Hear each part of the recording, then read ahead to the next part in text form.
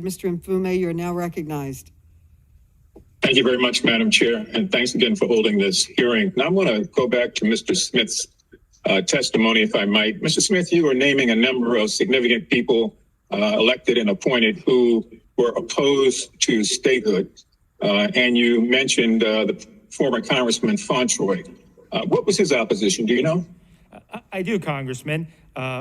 Delegate Fontroy was advocating for other voting rights legislation for district residents, but he was saying that he wanted to be clear with other members of Congress that he was not advocating for DC statehood because, in his words, that would be in direct defiance of the prescriptions of I'm going to reclaim my time on that, Mr. Harris. I'm not trying to figure out where Mr. Fontroy was in the 1970s, but rather where he was all along since then. And he was a big, strong advocate of DC statehood.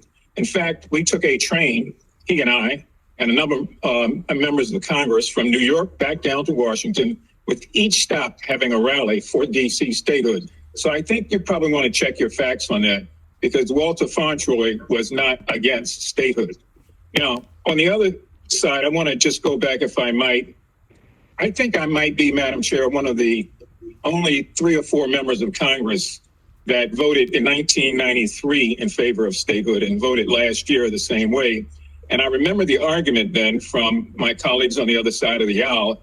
It was not, this is a power grab, as we continue to hear now, but it was that DC couldn't handle its own finances. So go show us and prove to us that you can run a city and be financially responsible, and then come back and then we'll consider statehood.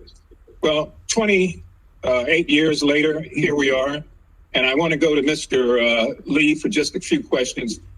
Mr. Lee, what is the percentage of revenue generated locally, not by the federal government?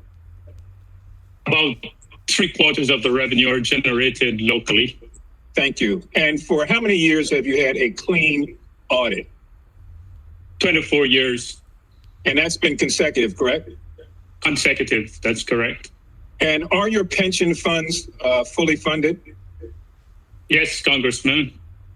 Thank you. And in terms of capital reserves, are you at a level that most banks and other such institutions consider to be proper? That's correct. And our AAA credit rating that was granted a few years ago is a reflection of that.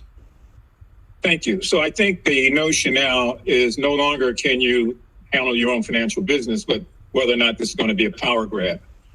Madam Chair, I don't have any other questions. I want to yield my time to the mayor of the District of Columbia and thank her again for her testimony.